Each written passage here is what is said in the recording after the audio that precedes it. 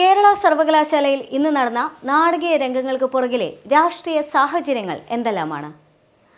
Vice chancellor നിയമനത്തിന്റെ search കമ്മിറ്റിയിലേക്ക് സർവകലാശാല പ്രതിനിധിയെ നിയമിക്കണം എന്ന ഗവർണറുടെ നിർദ്ദേശം പോലും ഇന്ന് തള്ളിയിരിക്കുകയാണ്. ഗവർണറുടെ ആ നിർദ്ദേശം നിയമവിരുദ്ധമാണ് എന്ന് ഇന്ന് സർവകലാശാലയെ വിളിച്ചു ചേർത്ത യോഗത്തിൽ അവതരിപ്പിച്ചത് എസ് നസീബാണ്. അദ്ദേഹത്തിന്റെ ആ പ്രമേയത്തിന് 65 പേർ പിന്തുണയ്ക്കുകയും 26 പേർ എതിർക്കുകയും ചെയ്തു.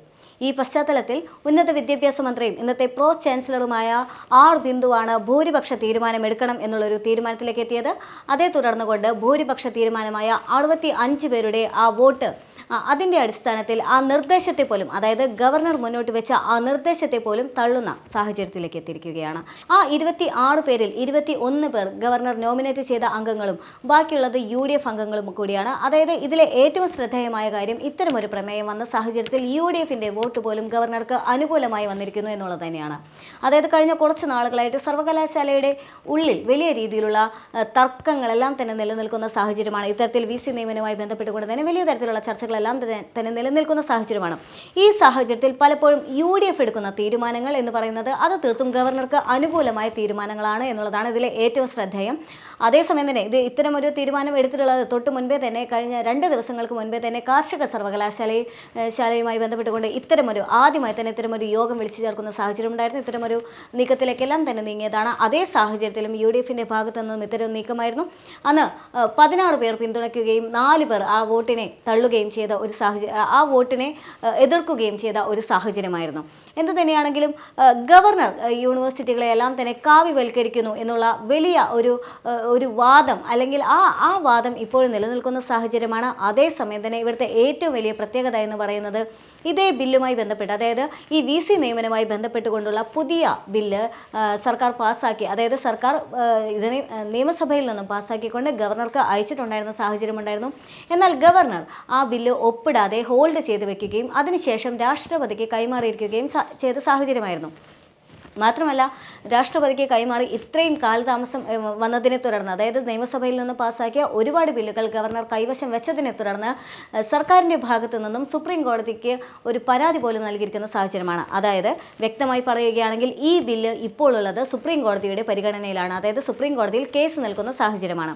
ഈ സാഹചര്യത്തിൽ വ്യക്തമായ ഒരു തീരുമാനം, അതായത് പുതിയ ബില്ലിൻ്റെ അടിസ്ഥാനത്തിൽ യാതൊരു തരത്തിലുള്ള തീരുമാനം എടുക്കാനായിട്ട് സാധിക്കില്ല. അതേസമയം തന്നെ സുപ്രീം കോടതിയുടെ നിർദ്ദേശപ്രകാരം 2018 യൂണിവേഴ്സിറ്റി റെഗുലേഷനിലുള്ള കാര്യങ്ങൾ മാത്രമാണ് ഇപ്പോൾ നടപ്പിലാക്കാൻ സാധിക്കുക എന്നുള്ളതാണ് ഇതിലെ ഏറ്റവും ശ്രദ്ധേയം.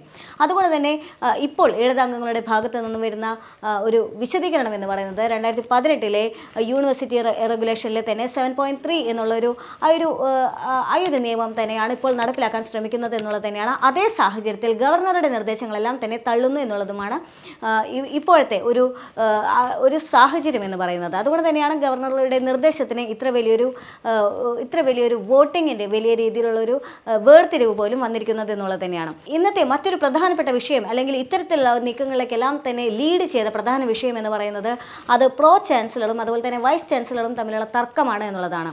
ഈ പ്രോ ചാൻസലറും വൈസ് ചാൻസലറും തമ്മിലുള്ള തർക്കം ഉണ്ടാകാനുള്ള പ്രധാന കാരണം എന്ന് പറയുന്നത്, അതായത് ഇന്നത്തെ യോഗത്തിൽ ആ അജണ്ട വായിച്ചത് ഇന്നത്തെ ആ യോഗത്തിൽ അജണ്ട വായിച്ചിട്ടുണ്ടായിരുന്നത് ഉന്നത വിദ്യാഭ്യാസ മന്ത്രിയും പ്രോ ചാൻസലറായി എത്തിയ ആർ ബിന്ദുവാണ്. പക്ഷേ ആ അജണ്ട വായിക്കാനുള്ള അർഹത ഈ യോഗമെല്ലാം വിളിച്ചു ചേർത്ത് തനിക്കാണെന്ന് വൈസ് ചാൻസലറായിട്ടുള്ള മോഹൻ കുന്നുമൽ അഭിപ്രായപ്പെടുകയായിരുന്നു. എന്നാൽ ചാൻസലറുടെ അഭാവത്തിൽ, ചാൻസലർ എന്ന് പറയുന്ന ഗവർണറായിട്ടുള്ള ആരിഫ് മുഹമ്മദ് ഖാൻ്റെ അഭാവത്തിൽ, ആ പദവി അല്ലെങ്കിൽ അദ്ദേഹത്തിൻ്റെ അഭാവത്തിലാണ് pro ചാൻസലറായിട്ട് R Bindu എത്തിയിട്ടുണ്ടായിരുന്നത്.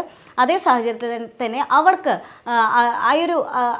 Pro chancellor നിൽക്കുന്ന സാഹചര്യത്തിൽ വൈസ് ചാൻസലറേക്കാൾ ഉന്നത പദവി എന്ന് പറയുന്നത് പ്രോ ചാൻസലർക്കാണ്. സ്വാഭാവികമായിട്ടും ആ സമയത്ത് അധ്യക്ഷത വഹിക്കാനുള്ള ഒരു അധികാരവും അവർക്ക് തന്നെയാണ്. ആ ഒരു അധികാരം പറഞ്ഞുകൊണ്ട് തന്നെയാണ് ആർ ബിന്ദു ആ ഒരു അധ്യക്ഷത എന്ന് പറയുന്ന രീതിയിലേക്ക് അവരുടെ കർത്തവ്യമെല്ലാം തന്നെ നീട്ടിക്കൊണ്ടുപോയിട്ടുണ്ടായിരുന്നത്. എന്നാൽ ഈ ഒരു വിഷയത്തെ തുടർന്നാണ് തർക്കങ്ങളെല്ലാം തന്നെ ഇന്ന് വലിയ രീതിയിലുള്ള തർക്കങ്ങളെല്ലാം തന്നെ ഉണ്ടായിരുന്നത്. മന്ത്രിയുടെ ചെയറിന് മുന്നിലേക്ക് തന്നെ ഓടിയെടുക്കുന്ന തരത്തിലുള്ള വലിയ തർക്കങ്ങളും വലിയ സംഘർഷാവസ്ഥയായിരുന്നു ഇന്ന് ഉണ്ടായത് എന്നുള്ളത് തന്നെയാണ്. ഇനി ഇന്നത്തെ ദിവസത്തെ സംഭവങ്ങളെ മാറ്റി നിർത്തി കഴിഞ്ഞാൽ മറ്റൊരു കാര്യം പരിശോധിക്കാനുള്ളത്, ഗവർണർ അഥവാ ചാൻസലർക്ക് നിരന്തരമായി സർവകലാശാലകളിൽ നിന്നും നേരിടുന്ന വലിയ രീതിയിലുള്ള അവഗണനയാണ്. കഴിഞ്ഞ കുറച്ച് നാളുകളായിട്ട് അദ്ദേഹത്തിൻ്റെ ഈ കാവ്യവൽക്കരണവുമായി ബന്ധപ്പെട്ടുകൊണ്ട് തന്നെ വളരെ വലിയ രീതിയിലുള്ള പ്രതിഷേധം വിദ്യാർത്ഥി സമൂഹത്തിൻ്റെ ഭാഗത്തു നിന്നും അദ്ദേഹത്തിന് ഇതിനെതിരെ ഉണ്ട്. ഒരുപക്ഷെ SFI എന്നുള്ളൊരു സംഘടന മാത്രമാണ് അത് തെരുവിലിറങ്ങിക്കൊണ്ട് പ്രതിഷേധിക്കുന്ന തരത്തിലേക്ക് എത്തിയിട്ടുള്ളത്. പക്ഷേ അതേസമയം തന്നെ മറ്റ് സംഘടനകളെല്ലാം തന്നെ സോഷ്യൽ മീഡിയയിലൂടെ പോലും തങ്ങൾ ഗവർണറുടെ ഈ നയത്തെ അനുകൂലിക്കുന്നില്ല എന്ന് വ്യക്തമാക്കിയതുമാണ്. അപ്പോൾ ഈ സാഹചര്യത്തിൽ സ്വാഭാവികമായിട്ടും വിദ്യാർത്ഥികളുടെ ഭാഗത്തു നിന്ന് ചാൻസലർക്ക് അഥവാ ഗവർണർക്ക് വലിയ തരത്തിലുള്ള അദ്ദേഹത്തിനെതിരെ വലിയ തരത്തിലുള്ള പ്രതിഷേധം നടക്കുന്നുണ്ട്. ഇനി അതിനെ മാറ്റി നിർത്തിക്കഴിഞ്ഞാൽ ഇപ്പോൾ വൈസ് ചാൻസലർ നിയമനവുമായി ബന്ധപ്പെട്ടുകൊണ്ട് വലിയ രീതിയിലുള്ള പ്രതിഷേധങ്ങളെല്ലാം തന്നെ സെനറ്റ് അംഗങ്ങളുടെ അല്ലെങ്കിൽ യൂണിവേഴ്സിറ്റിയുമായി ബന്ധപ്പെട്ട് വലിയ രീതിയിലുള്ള പ്രതിഷേധങ്ങളും ഗവർണർക്കെതിരെ വോട്ട് പോലും ലഭിക്കുന്ന സാഹചര്യമുണ്ടായിരുന്നു. കാർഷിക സർവകലാശാലയിലാണെങ്കിൽ ഗവർണർ നിർദ്ദേശിച്ച വ്യക്തി പോലും തോറ്റുപോകുന്ന ഒരു സാഹചര്യം കൂടിയായിരുന്നു. അതായത് ഗവർണർക്ക് വലിയ തരത്തിലുള്ള തിരിച്ചടിയാണ് ഈ പറയുന്ന പോലെ തന്നെ സർവകലാശാലകളിൽ നിന്നെല്ലാം തന്നെ ലഭിക്കുന്നത് എന്നുള്ളത് തന്നെയാണ്. എന്നാൽ മോഹൻ കുന്നുമൽ, ഇപ്പോഴത്തെ കേരള യൂണിവേഴ്സിറ്റിയുടെ വൈസ് ചാൻസലറായിട്ടിരിക്കുന്ന മോഹൻ കുന്നുമൽ എന്ന് പറയുന്ന വ്യക്തി, അദ്ദേഹവുമായിട്ട് പലതരത്തിലുള്ള അഭിപ്രായ ഭിന്നതകൾ യൂണിവേഴ്സിറ്റിക്ക് ഉള്ളിൽ നിന്നും മറ്റ് അംഗങ്ങളിൽ നിന്നെല്ലാം തന്നെ ഉണ്ട് എന്നുള്ളതാണ്. പക്ഷേ അതേസമയം അദ്ദേഹം യഥാർത്ഥത്തിൽ ഗവർണറുടെ ഭാഗത്തു നിന്നും ഗവർണർ എന്തെല്ലാം പറയുന്നു അല്ലെങ്കിൽ ഗവർണറുടെ നിർദ്ദേശങ്ങൾ എന്തെല്ലാമാണോ അതെല്ലാം തന്നെ അനുസരിക്കുന്നു എന്നുള്ളൊരു വിമർശനം പോലും അദ്ദേഹത്തിനെതിരെ ഉയരുന്നുണ്ട്. അതായത് മറ്റ് വൈസ് ചാൻസലർമാരെ വെച്ച് ഒരു താരതമ്യ പഠനം നടത്തുകയാണെങ്കിൽ മോഹൻ കുന്നുമൽ എന്ന് പറയുന്ന വ്യക്തിയുടെ നിയമനം പോലും അത് ഗവർണറുടെ ഇടപെടൽ മൂലമാണ് എന്നുള്ള വലിയ തരത്തിലുള്ള ആരോപണങ്ങളെല്ലാം തന്നെ അദ്ദേഹത്തിൻ്റെ നിയമനവുമായി ബന്ധപ്പെട്ടുണ്ടായിരുന്നു. അതായത് അദ്ദേഹം ഇത്തരത്തിൽ ഇതിലേക്ക് അപേക്ഷിക്കുന്ന സമയത്ത് അദ്ദേഹത്തിൻ്റെ അപേക്ഷയെല്ലാം തന്നെ പരിഗണനയിലിരിക്കുന്ന സാഹചര്യത്തിൽ അദ്ദേഹം നേരിട്ട് രാജ്ഭവനിലെത്തുകയും രാജ്ഭവനിൽ നിന്നുള്ള ഒരു നീക്കത്തിൻ്റെ പേരിലാണ് അദ്ദേഹത്തിന് ഇവിടെ നിയമനം ലഭിച്ചത്. അത്തരത്തിലുള്ള വലിയ തരത്തിലുള്ള ആരോപണങ്ങളെല്ലാം തന്നെ മോഹൻ കുന്നുമലിനെതിരെ ആദ്യമേ ഉണ്ടായിരുന്നു. അദ്ദേഹത്തിൻ്റെ ഈ ഒരു പദവിയിലേക്ക് എത്തുന്നതിന് മുൻപേ തന്നെ ഉണ്ടായിരുന്നു. എന്നാൽ അതിനുശേഷമാണെങ്കിലും പലപ്പോഴും ഗവർണർക്ക് അനുകൂലമായ ഒരു നിലപാടാണ് അദ്ദേഹത്തിൻ്റെ ഭാഗത്തു നിന്നും ഉണ്ടായിരുന്നത് എന്നുള്ളതാണ്. അപ്പോൾ അത്തരത്തിൽ മോഹൻ കുന്നുമലുമായിട്ടാണെങ്കിലും പലതരത്തിലുള്ള എതിർപ്പ് സ്വാഭാവികമായിട്ടും യൂണിവേഴ്സിറ്റിയിലെ മറ്റംഗങ്ങൾക്കിടയിൽ നിന്നും ഉണ്ടാകാറുണ്ട്. അദ്ദേഹം എപ്പോഴും ഗവർണറുടെ അഥവാ ചാൻസലറുടെ നിർദ്ദേശങ്ങൾ എപ്പോഴും അത് വലിയ രീതിയിൽ അതിനെ മറ്റ് സർവകലാശാലകളിലെ മറ്റംഗങ്ങളിൽ നിന്നും എതിർപ്പുണ്ടെങ്കിൽ പോലും അതെല്ലാം തന്നെ നടപ്പിലാക്കാനുള്ള ഒരു ശ്രമം അദ്ദേഹത്തിൻ്റെ ഭാഗത്തു നിന്നുണ്ടാവലുണ്ട്. അതുകൊണ്ട് തന്നെ വളരെ വലിയ തരത്തിലുള്ള ഒരു സ്വരച്ചേർച്ചകളെല്ലാം തന്നെ ഉണ്ടാകുന്ന ഒരു സാഹചര്യമുണ്ട്. പലപ്പോഴും പല വിഷയങ്ങളുമായി ബന്ധപ്പെട്ടുകൊണ്ട് അംഗങ്ങളുമായി ഇദ്ദേഹം നല്ല രസത്തിലല്ല എന്നുള്ള വാർത്തകളും കുറച്ചു കാലങ്ങൾക്ക് മുൻപ്, അതായത് ഈ വൈസ് ചാൻസലറുമായി ബന്ധപ്പെട്ടുള്ള വലിയ തരത്തിലുള്ള വിഷയങ്ങളെല്ലാം തന്നെ ഉണ്ടാകുന്ന സാഹചര്യത്തിലെല്ലാം തന്നെ ഉണ്ടായിരുന്നതുമാണ്. അപ്പോൾ എന്ത് തന്നെയാണെങ്കിലും ഇപ്പോൾ ഗവർണറുടെ, അതായത് ഇപ്പോഴത്തെ ആ പ്രശ്നം പരിശോധിക്കുകയാണെങ്കിലും VC എന്ന് പറയുന്നത് മോഹൻ കുന്നുമൽ തന്നെയായിരുന്നു. അതിനുശേഷം ഇപ്പോഴത്തുണ്ടായിരുന്നത് ഇടതുമുന്നണിയിലെ തന്നെ ഒരു മന്ത്രി കൂടിയായ ഉന്നത വിദ്യാഭ്യാസ മന്ത്രിയായിട്ടുള്ള ബിന്ദു കൂടിയാണ്.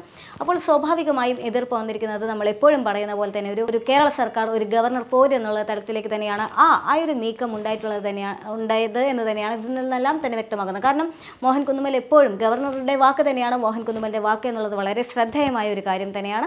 അതേസമയം തന്നെ ബിന്ദു എന്ന് പറയുന്നത് സംസ്ഥാന സർക്കാരിൻ്റെ നീക്കങ്ങൾ അല്ലെങ്കിൽ സംസ്ഥാന സർക്കാരിൻ്റെ ഒരു ഭാഗമായി ഉണ്ടായിരുന്ന ഒരു വ്യക്തി തന്നെയാണ്. അതായത് ഗവർണർ സർക്കാർ വീണ്ടും ഏറ്റുമുട്ടുന്നു എന്ന തലത്തിലേക്ക് തന്നെയാണ് ഇവിടെ എത്തുന്നത്. പക്ഷേ പലപ്പോഴും തോൽവി വരുന്നത് ഗവർണർക്കാണ് എന്നുള്ളതും ആണ് ഇതിലെ ഏറ്റവും വലിയൊരു കാര്യം. പക്ഷേ അതേസമയം തന്നെ ശ്രദ്ധേയമാകുന്നത് കഴിഞ്ഞ രണ്ടിടങ്ങളിലാണെങ്കിലും UDFൻ്റെ ഒരു വോട്ടിൻ്റെ ഒരു രീതി തന്നെയാണ് വളരെയധികം സവിശേഷത ഇതിലുണ്ടാക്കുന്നത്. UDF എപ്പോഴും BJPയെ സപ്പോർട്ട് ചെയ്യുന്ന അഥവാ ഈ ഗവർണറെ അല്ലെങ്കിൽ ചാൻസലറെ സപ്പോർട്ട് ചെയ്യുന്ന ഒരു രീതിയിലേക്ക് UDF മാറുന്നു എന്നുള്ളത് വളരെയധികം ശ്രദ്ധേയമായ കാര്യമാണ്. ഇനിയിപ്പോൾ വരാനിരിക്കുന്ന ഇത്തരത്തിലുള്ള ഒരു യോഗത്തിലോ മീറ്റിങ്ങുകളെല്ലാം തന്നെ പലപ്പോഴും അതൊരു പക്ഷേ UDF എന്തുകൊണ്ട് ഇത്തരം ഒരു തീരുമാനത്തിലേക്ക് നീങ്ങുന്നു എന്ന് ചോദിച്ചു കഴിഞ്ഞാൽ സ്വാഭാവികമായിട്ടും ഇനി ഇടതുപക്ഷത്തിൻ്റെ കൂടെ ഇടതംഗങ്ങളുടെ കൂടെ നിൽക്കാനുള്ള ബുദ്ധിമുട്ട് കൊണ്ടാണോ അതായത് ചാൻസലറുടെ തീരുമാനങ്ങൾക്ക് അനുകൂലിക്കുന്നതെന്നോ അല്ലെങ്കിൽ BJPയെ അനുകൂലിക്കുന്നതെന്നോ തന്നെ അതെല്ലാം തന്നെ അത്തരമുള്ള ഒരു വാദങ്ങളോ അല്ലെങ്കിൽ അത്തരത്തിലുള്ള വലിയ തരത്തിലുള്ള ആശങ്കകളെല്ലാം തന്നെ നിലനിൽക്കുന്നു എന്നുള്ളത് തന്നെയാണ്.